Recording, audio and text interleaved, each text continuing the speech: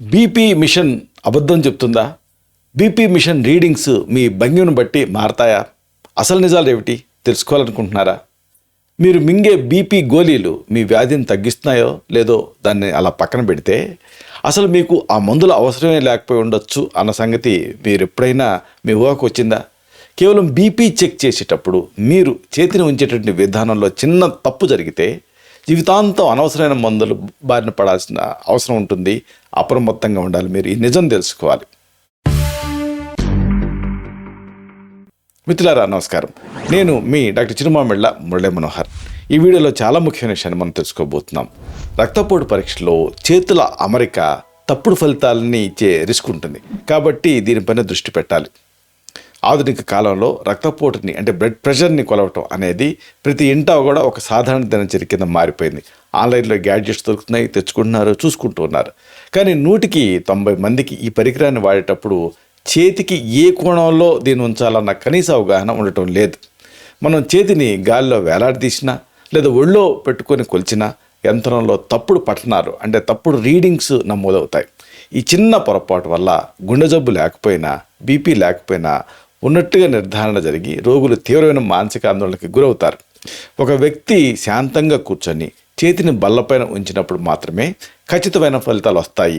ఇది ఆధునిక వైద్య శాస్త్రంతో పాటుగా ఆయుర్వేద నాడీ విజ్ఞానం కూడా స్పష్టం చేస్తుంది.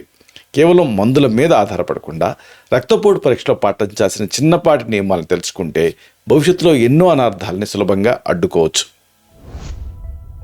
చేతి అమరికతో మారే ఫలితాల గురించి మీరు ఈ సందర్భంగా తెలుసుకోవాలి. డాక్టర్ దగ్గరికి వెళ్ళినా లేదా ఇంట్లో డిజిటల్ పరికరాన్ని వాడినా చేతిని ఉంచే స్థానం మీ రక్తపోటు తలుకు కొలతని నేరుగా ప్రభావితం చేస్తుంది. రోగి పరీక్ష సమయంలో చేతిని వేరువేరు భంగిమల్లో ఉంచినప్పుడు భిన్నమైన ఫలితాలు వస్తాయి. చేతిని కిందకి వేలాడదీయటం కానీ లేదా ముడుచుకొని ఒడిలో పెట్టుకోవటం వల్ల రక్తనాళాలపైన ఒత్తిడి పెరిగి సిస్టాలిక్ పీడనం అనేది అనూహ్యంగా పెరుగుతుంది. దీనివల్ల రక్తపోటు సాధారణ స్థాయిలోనే ఉన్నప్పటికీ కూడా యంత్రంలో 4 నుంచి 7 పాయింట్లు అదనంగా నమోదవుతాయి. తప్పుడు నిర్ధారణలు, అనవసర మందులు ఇవి దీంతో వచ్చేటువంటి కాంప్లికేషన్స్. ఒక వ్యక్తి వాస్తవ రక్తపోటు 126 ఉన్నప్పుడు తప్పు భంగిమ వల్ల అది 130 పైబడి చూపిస్తుంది. ఈ వ్యత్యాసం మామూలుగా చాలా చిన్నగా అనిపించినప్పటికీ కూడా వైద్య పరిభాషలో ఇది ఏకంగా హైపర్ టెన్షన్ మొదటి దశ కింద నమోదవుతుంది. ఇలాగ తప్పుగా నమోదైన అంకెలను చూసి వైద్యులు కూడా ఒక్కోసారి ఆ రోగికి ఆ బ్లడ్ ప్రెషర్ ఉన్నట్టుగా ఊహించి ఇక మందులు రాయటం మొదలు పెడతారు. కాబట్టి అవసరం లేని రసాయనాన్ని శరీరంలోకి పంపిస్తే మళ్ళీ కాలేయం, మూత్రపిండాల పనితీరు మందగించి భవిష్యత్తులో వేరే కొత్త సమస్యలు పుట్టుకొచ్చే రిస్క్ ఉంటుంది. ఖచ్చితమైన కొలతకి అనువైన విధానం ఏమిటి? ఇది తెలుసుకోవాలి. రక్తపోటుని కొలిచేటప్పుడు ఎప్పుడు కూడా కుర్చీలో నిటారుగా కూర్చోవాలి. కాళ్ళు 2 కూడా నేలకు పూర్తిగా తాకేలాగా ఉంచే విశ్రాంతి తీసుకోవాలి. కఫ్ కట్టేటువంటి చేతిని ఒక చదునైన బల్లపైన గుండెకు సమాంతరంగా ఉండే ఎత్తులో ఉంచాలి. చేతి ఖండాన్ని పూర్తిగా వదులు చేసి ఏమాత్రం బిగబట్టకుండా ప్రశాంతంగా ఉండాలి. పరీక్షకి కనీసం ఒక అరగంట ముందు ఎలాంటి వ్యాయామాలు చేయకూడదు. టీ, కాఫీలు తాగటం లేదా స్మోక్ చేయటం లాంటి అలవాట్లు ఉంటే వాటిని కూడా పరీక్షకు ముందు పూర్తిగా మానేయాలి. ఈ సందర్భంగా ఆయుర్వేద నాడీ పరీక్ష, శరీర స్థితి దీని గురించి కూడా మీరు తెలుసుకోవాలి. ప్రాచీన ఆయుర్వేదంలో రోగి తాలూకు ఆరోగ్య స్థితిని అంచనా వేయటానికి నాడీ పరీక్షని ఉపయోగిస్తాం. నాడిని చూసేటప్పుడు వైద్యుడు రోగిని శాంతంగా కూర్చోబెట్టి చేతిని ఒక స్థిరమైన ఆధారం పైన ఉంచడం జరుగుతుంది. శరీరంలో ఉండే వాతపిత్త కఫ దోషాల ఆ సంచారాన్ని ఖచ్చితంగా గుర్తించాలంటే రోగి శరీరం అలాగే మనసు 2 నిలకడగా ఉండాలని ఆయుర్వేదం చెప్తుంది. ఆధునిక రక్తపోటు పరీక్షల వెనక ఉన్న శాస్త్రీయత కూడా సరిగ్గా ఇదే సూత్రాన్ని రిఫ్లెక్ట్ చేస్తుంది. ఈ సందర్భంగా అసలు రక్తపోటుకు సంబంధించి కొన్ని అంశాలు మీరు దృష్టిలో ఉంచుకోవాలి. దీనికి సంబంధించిన సూచనలు, సలహాలు, అవసరమైతే ఈ రక్తపోటుని కంట్రోల్లో పెట్టడానికి కొన్ని ఇంటి వైద్యాలు, వీటిని మీరు అడాప్ట్ చేసుకోవచ్చు. వీటిని వరుసగా తెలుసుకుందాం.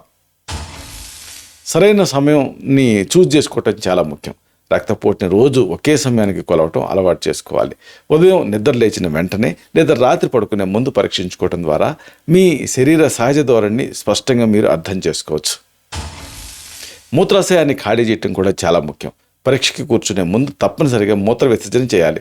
మూత్రాశయం నిండి ఉన్నప్పుడు నాడీ వ్యవస్థ అప్రమత్తమై రక్తపోటుని ఆర్టిఫిషియల్గా కృత్రిమంగా పెంచేటువంటి అవకాశం ఉంటుంది. మానసిక ప్రశాంతత ఈ సందర్భంగా చాలా ముఖ్యం. ఈ యంత్రాన్ని చేతికి కట్టుకున్న తర్వాత కళ్ళు మూసుకొని దీర్ఘంగా శ్వాస తీసుకోవాలి.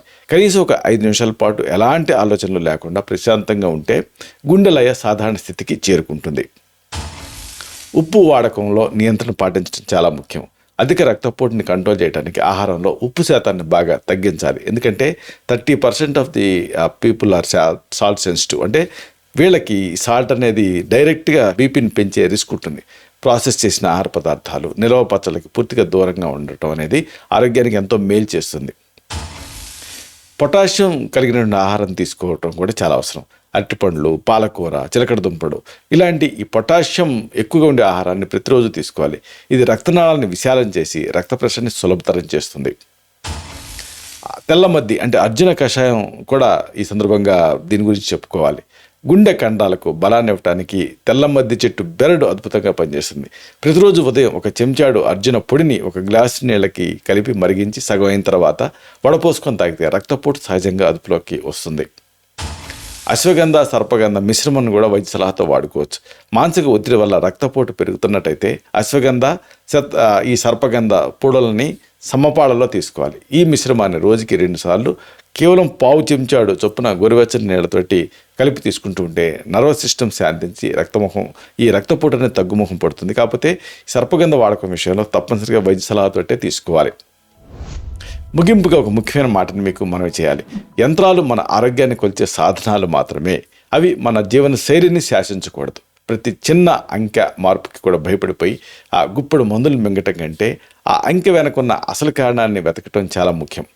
రెగ్యులర్గా ఎక్సర్సైజ్ చేస్తూ ఉండటం, సాత్విక ఆహారం, ప్రశాంతమైన నిద్ర అనే 3 స్తంభాలపైన మీ దినచర్యను నిలబెట్టుకుంటే ఏ రక్తపోటు యంత్రమో మిమ్మల్ని భయపెట్టలేదు. అంటే ఈ వైట్ కోట్ హైపర్ టెన్షన్ అంటారు, అలాంటిది మిమ్మల్ని ఇబ్బంది పెట్టదు. మనసు కుదురుగా ఉంటే మీ గుండె లయ ఎప్పుడు పదిలంగానే ఉంటుంది. ఇలాంటి మరిన్ని ఇన్ఫర్మేటివ్ వీడియోస్ కోసం ఈ ఛానల్ సబ్స్క్రైబ్ చేసుకోండి. అలాగే ఈ వీడియోలు అప్లోడ్ అవడంతో ఆ విషయం మీకు తెలియాలనుకుంటే బెల్ బటన్ క్లిక్ చేయండి. అప్పుడు మీకు ఒక నోటిఫికేషన్ వస్తుంది. ఆ నోటిఫికేషన్ మీరు క్లిక్ చేస్తే ఆ వీడియోని మిస్ కాకుండా చూడగలుగుతారు. అలాగే ఈ వీడియో మీకు నచ్చితే అనుకోండి లైక్ బటన్ క్లిక్ చేయండి. అలాగే 3 డాట్స్ కనిపిస్తాయి, వాటిని కూడా క్లిక్ చేస్తే కింద నుంచి హైప్ అని ఒక ఆప్షన్ మీకు కనిపిస్తుంది. దాని మీద క్లిక్ చేస్తే ఇప్పుడు మీరు ఈ వీడియోని ఎలా చూస్తున్నారో అలా ఎక్కువ మంది ఈ వీడియోని చూడగలుగుతారు. ఈ వీడియో తలకు పర్పస్ అనేది సర్వ్ అవుతుంది. శతం జీవ శరదో వర్ధమానః, శతం హేమంతాన్ శతం వసంతాన్. 100 శరత్తులు, 100 హేమంతాలు, 100 వసంతాలు వర్ధిల్లుతూ జీవించండి. Stay healthy, stay happy, be positive, keep smiling. Love you all. శుభం.